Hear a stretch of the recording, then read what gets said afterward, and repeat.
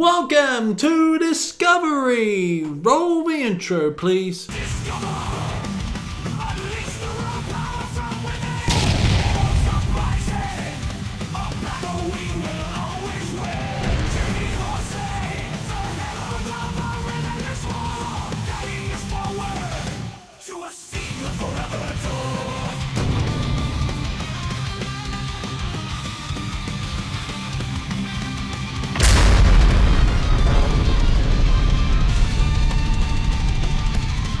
Welcome to Discovery. We have a good show for you guys today. This is it's alright. We will just focus on the latest releases, and we're going back through the vault and checking out older albums that were released this year.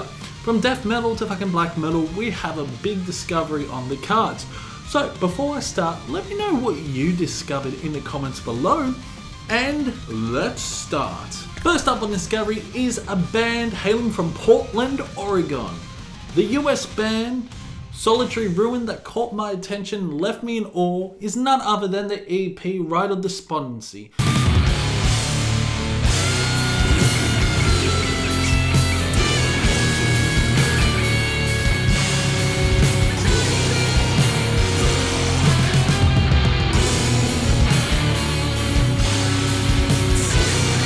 In my opinion, this release should be considered their debut album, as it delivers a remarkable blend of death and doom metal tracks. While some tracks venture into even funeral doom territory, the predominant sound is a relentless onslaught of death doom, exemplified by the powerful presence of songs like Corporal Anguish. The production quality of this EP is outstanding, creating a massive and atmospheric vibe, transports you as if you were experiencing a live performance. I particularly appreciate the slow plodding songs and the heavy chuggy riffs that permeate the album, showcasing the band's impressive musicianship.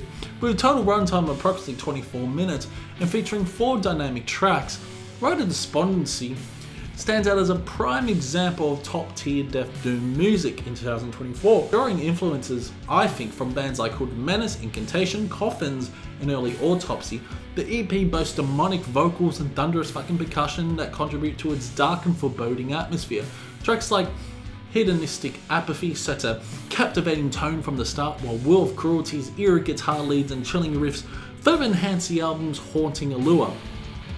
I thoroughly enjoyed this record, finding solace in its slow, dark death metal sound, evil fucking melodies, and melancholic undertones. I would rate this EP at around 80%. I'm looking forward to what the band's gonna release next. I'm looking forward to their debut album. It's just high standard death doom.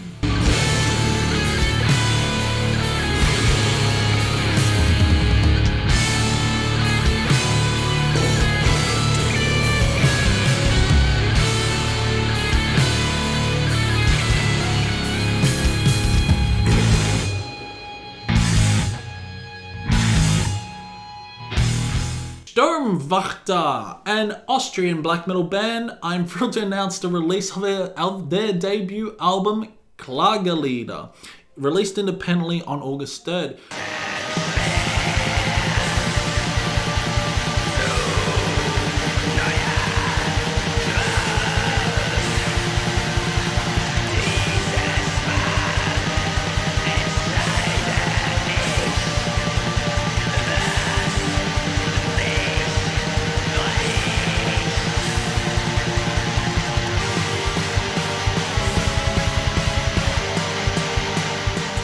This album is a true representation of traditional atmospheric raw black metal.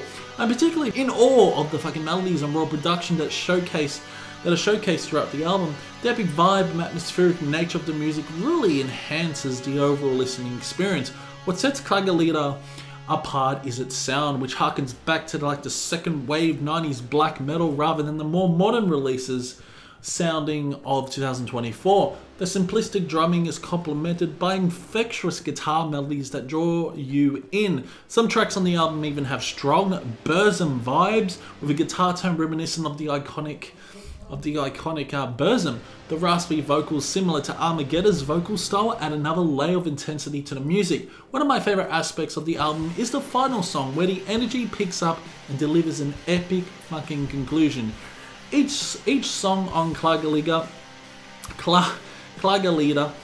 offers something different to enjoy, whether it be the guitar riff, slow-paced moments, or underlying melodies. The raw yet effective production gives the album a timeless quality, making it feel like it could have been released in the 90s. Eric Lelloff, the mastermind behind Sturmwächter, have worked on various projects, including Ancient Mastery and Narcissus. With Klagerlieder, he aims to create an atmospheric, melodic, and raw black metal sound that is fantastic. I believe that this album has the potential to grow in listeners and maybe even considered one of the best black metal releases of the year. Klagerlieder turned out pretty good, and I am excited to share this album to you guys, because you guys should definitely check it out. 85%, fantastic. I encourage any black metal fan to check it out. This is just the beginning for Sturmwächter, and I cannot wait to see where this musical journey takes them.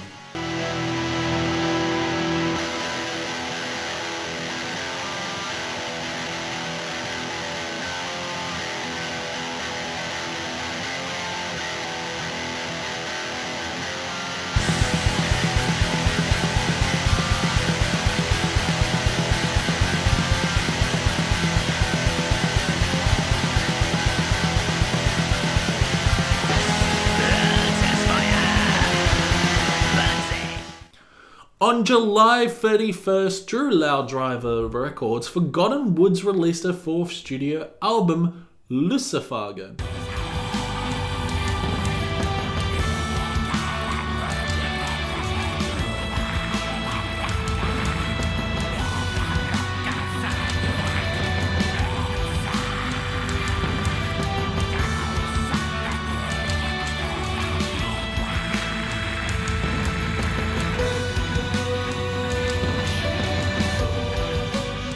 Hailing from Portugal, this band has crafted an intriguing blend of atmospheric, epic black metal that is worth a listen, drawing inspiration from bands like Summoning and even Braandholt.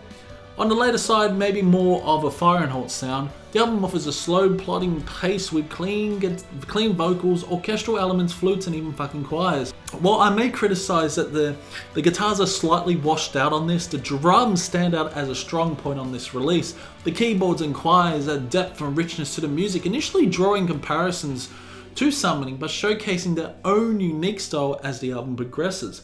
Lucifago is characterized by its slow fucking tempo and doom elements, punctuated by moments of intense black metal that do not disappoint. Among the tracks, Baile dos Cadáveres stands out as a personal favorite of mine, encompassing the album's blend of doom, atmosphere, and black metal intensity.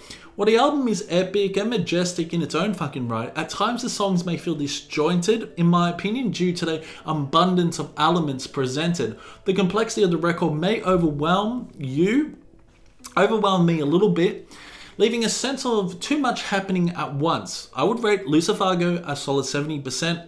Appreciating the band's effort to create a unique and atmospheric black metal experience. While the album may not flow seamlessly throughout, in my opinion, it offers moments of brilliance and showcases Forgotten Woods' ability to experiment with different sounds and styles. I encourage fans of atmospheric black metal and epic black metal to explore this release and discover the nuances hidden within its layers of sound.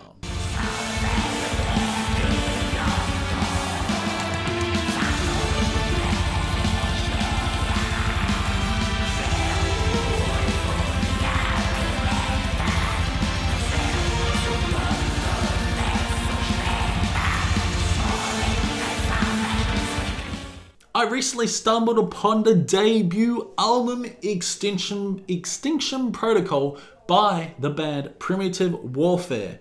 This band is hailing from the US that unleashed a fucking pure onslaught of hatred and decay on May 10th through Gods of War production.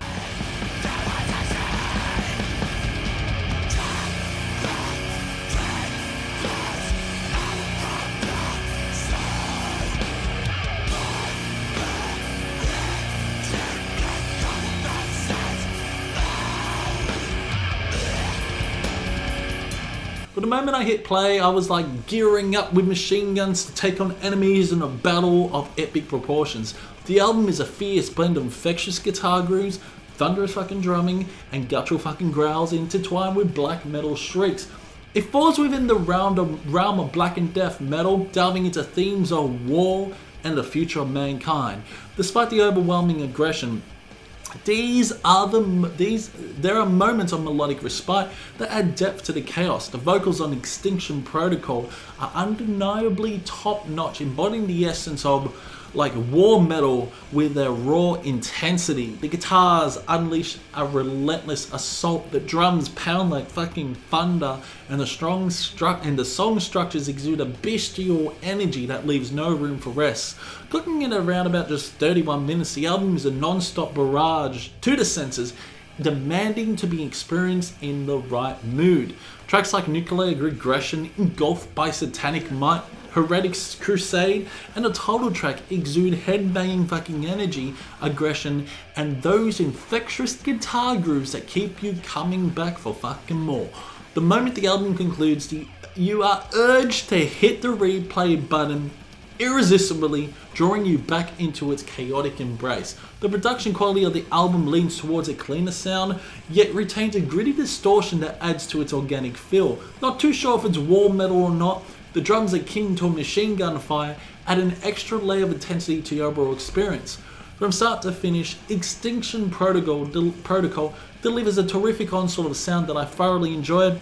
Giving this at 80%, a testament to its unrelenting energy and captivating aggression that kept me hooked throughout. Not too sure if it's war metal or not. I did ask Questy. He said it wasn't war metal. It has a different sound.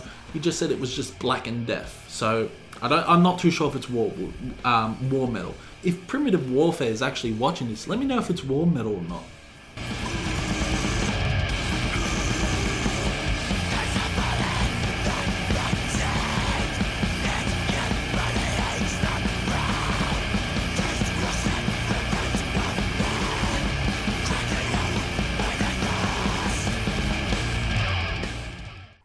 Werewolves, an Australian band, released their 5th studio album, Die For Us, independently on July 12th.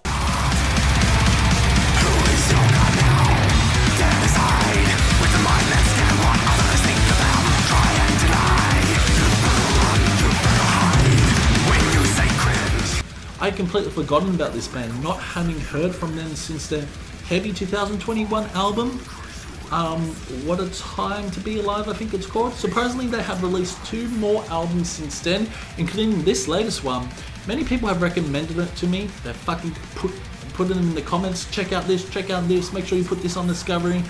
And yeah, it's intense blend of black metal and death metal with technical elements. Upon listening to this album, I found some really strong tracks on this record with straightforward brutality in the songwriting. The vocals alternate between deep guttural growls reminiscent of death metal and high fucking shrieks characteristic of black metal. Hailing from Melbourne, where I was born, Werewolves delivered an onslaught of extreme fucking metal. Although I feel that the 2021 release, What Time to Be Alive, had catchier songs. The drumming stands out as in your face and crazily intense, while the guitars are frantic, creating an overall insane album. Notable tracks on this album include Die For Us, Beat 'Em Back to Life, The Company of Wolves as well, and a particularly intense spittle-flecked rant. Overall, I found this to be a pretty good album, but I believe Werewolves have delivered even better albums in the past, so I'm keen to explore their other albums last 2 years. I'd rate this album a solid 75%, and acknowledging its strengths while also recognizing that there is room for further improvement and exploration, and yeah, definitely check it out.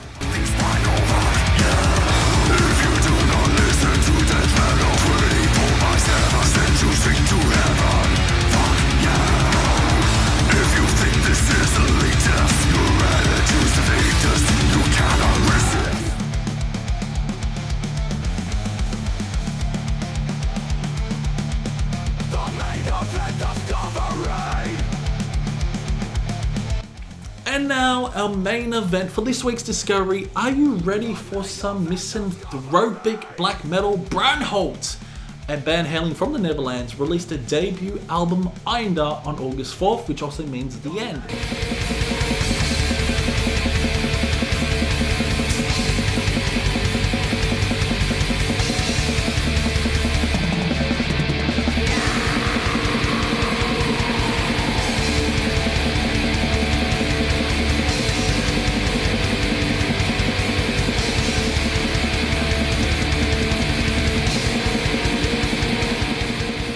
Have a penchant for dark, atmospheric black metal that delves into themes of despair and impending doom, this album is sure to captivate you. Personally, I categorize it as a DSPM, giving its sound and lyrical focus on the final moments before death and the haunting experience of watching the light fade from one's eyes. One of the standout features of this album is the drumming, which is truly remarkable, offering a dynamic range of unpredictable rhythms. Growl, the talented drummer and vocalist of Braandholt, showcases his prowess by conveying a myriad of fucking emotions through his vocals and crafting intricate drum patterns that seamlessly transition from frenetic speed to brooding, doom-laden moments, evoking a palpable sense of impending catastrophe. The vocal diversity on this album is striking. While the first half predominantly features high blackened streaks, the track Vaporwriting introduces a blend of deep guttural growls and demonic shrieks, adding layers of intensity and depth to the overall sonic landscape.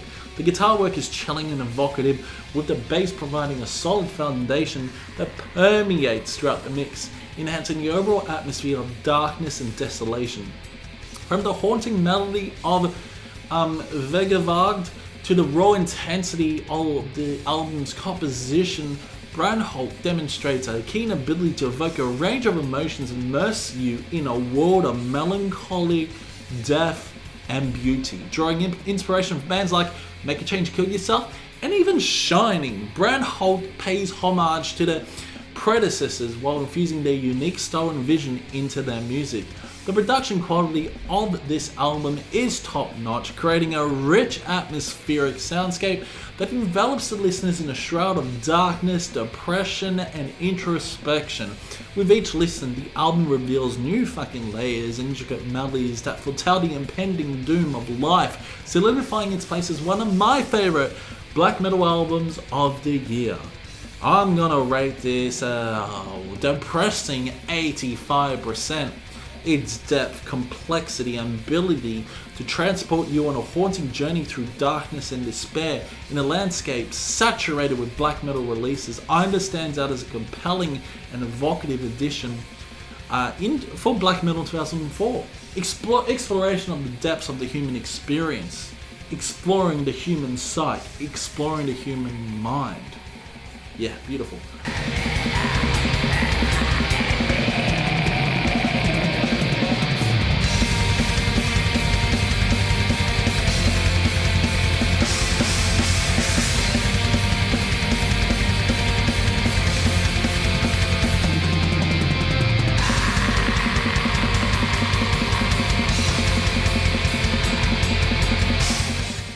So yeah, that's it for this week's Discovery. It was hard to find good new releases this week. We're edging closer to 100 episodes, so there'll be a special edition of Discovery at the 100th episode. Let me know what you're going to check out. It's been fun, and I'll see you in the next one.